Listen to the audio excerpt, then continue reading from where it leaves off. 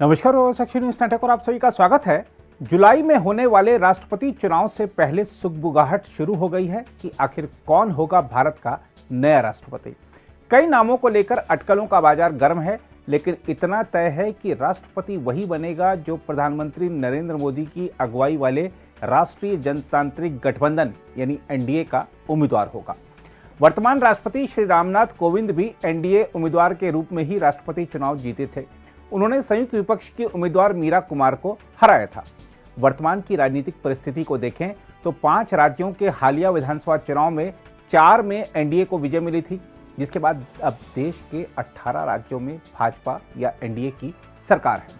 इसके अलावा लोकसभा में एनडीए के पास बहुमत और राज्यसभा में भी सदस्यों का विशाल आंकड़ा है। इसलिए माना जा रहा है कि एनडीए के लिए राष्ट्रपति और उपराष्ट्रपति चुनाव में जीत हासिल करना बेहद आसान है। अब सवाल यह उठता है कि राष्ट्रपति पद का उम्मीदवार कौन होगा। इतिहास उठाकर देखें तो भारत में अधिकतर राष्ट्रपति पहले उपराष्ट्रपति पद पर रह चुके हैं। इस लिहाज से देखें तो वर्तमान उपराष्ट्रपति एम वेंकैया नायडू के राष्ट्रपति उम्मीदवार बनने की संभावनाएं प्रबल हैं। लेकिन मोदी सरकार जब से केंद्र में आई है तब से किसी के लिए भी यह अनुमान लगाना काफी कठिन हो चुका है कि कौन सा पद किसको मिलने जा रहा है। उपराष्ट्रपति एम वेंकैया नायडू की जहां तक बात है तो उन्हें लंबा राजनीतिक अनुभव है। वह संयुक्त आंध्र प्रदेश में विधायक रह चुके हैं। राज्यसभा सांसद के तौर पर उन्होंने कई कार्यकाल पूरे किए हैं। वह केंद्र की अटल बिहारी वाजपेयी सरकार और मोदी सरकार में विभिन्न मंत्रालयों के कैबिनेट मंत्री रह चुके हैं। यही नहीं, वह दुनिया की सबसे बड़ी राजनीतिक पार्टी माने जाने वाली भाजपा के राष्ट्रीय महासचिव, प्रवक्ता और फिर राष्ट्रीय अध्यक्ष भी रह चुके हैं। सांसद और मंत्री रहते हुए वेंकैया नायडू कई महत्वपूर्ण समितियों के सदस्य और अध्यक्ष भी रहे, जिससे उन्हें देश के समक्ष खड़ी समस्याओं का भली भांति ज्ञान भी है और समस्याओं के निराकरण का अनुभव भी है। वेंकैया नायडू की खास बात यह रही कि उन्हें अटल आडवाणी युग में भी शीर्ष नेताओं का स्नेह और आशीर्वाद प्राप्त था, तो मोदी शाह के कार्यकाल में भी उनका सम्मान बढ़ा ही है।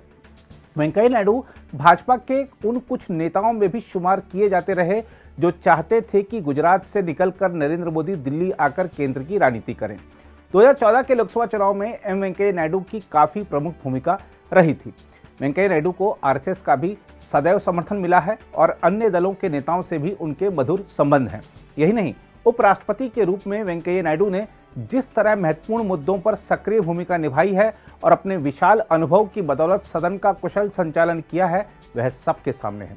अब माना जा रहा है कि भाजपा ने दक्षिण में जिस तरह से अपने पांव पसारना शुरू किया है, उसको देखते हुए वह वेंकैया नायडू को राष्ट्रपति उम्मीदवार बना सकती है।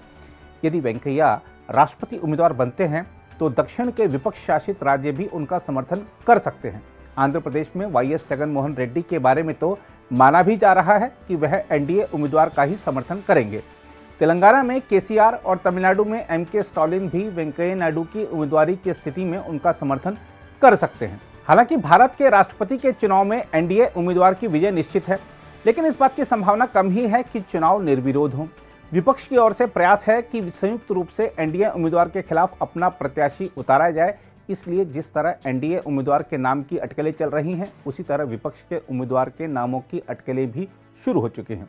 लेकिन कुल मिलाकर देखें तो राष्ट्रपति पद के लिए उपराष्ट्रपति एम वेंकैया नायडू का दावा ही सबसे ज्यादा मजबूत नजर आ रहा है। उधर शायद सबसे बड़े पद का चुनाव लड़ने से पहले उपराष्ट्रपति एम वेंकैया नायडू धार्मिक यात्रा पर निकले हुए हैं। हालांकि उपलक्ष्य उनकी शादी की सालगिरह है, लेकिन चूंकि राष्ट्रपति चुनाव भी जल्द होने वाले हैं, इसलिए उनकी इस यात्रा को आशीर्वाद यात्रा के रूप में भी देखा जा रहा है। उपराष्ट्रपति एम वेंकैया नायडू शुक्रवार को सपरिवार अयोध्या और काशी पहुंचे तथा विभिन्न मंदिरों में पूजा अर्चना की। अयोध्या में उपराष्ट्रपति नायडू अपनी पत्नी के साथ श्री राम जन्मभूमि स्थल पहुंचे, जहां उन्हें राम मंदिर निर्माण के बारे में विस्तृत जानकारी दी गई। राम जन्मभूमि स्थल पहुंचने पर पुजारियों ने वैदिक मंत्रोच्चार के बीच श्री नायडू का स्वागत किया। भ्रमण कार्यक्रम के तहत उपराष्ट्रपति ने श्री रामलला विराजमान मंदिर परिसर क्षेत्र में चल रहे भव्य निर्माण कार्य और मंदिर स्थल का निरीक्षण किया और गर्भगृह में पूजा अर्चना की। उपराष्ट्रपति हनुमानगढ़ी मंदिर भी पहुंचे और भगवान हनुमान की पूजा अर्चना की। इस दौरान मुख्य महंत और संतों ने उन्हें अंग वस्त्र और आशीर्वाद दिया। उपराष्ट्रपति ने सरयू घाट पर परिवार सहित जल आचमन किया तथा मां सरयू का दीपदान आदि से पूजन किया। रामलला के दर्शन के समय आगंतुक पुस्तिका में उपराष्ट्रपति ने लिखा, पत्नी और परिवार के सदस्यों के साथ श्री रामलला जी के दर्शन करने से मेरा जीवन धन्य हो गया। इसके बाद उपराष्ट्रपति एम वेंकैया नायडू काशी पहुंचे और सपरिवार गंगा आरती में भाग लिया। उपराष्ट्रपति ने शनिवार सुबह श्री काशी विश्वनाथ मंदिर में दर्शन पूजन किया और काल भैरव मंदिर में माथा टेका। इसके बाद वह चंदौली के पड़ाव स्थित पंडित दीनदयाल उपाध्याय स्मृति स्थल भी गए। बहरहाल भारत का अगला राष्ट्रपति कौन होगा, इसको लेकर तमाम अटकलें जारी हैं।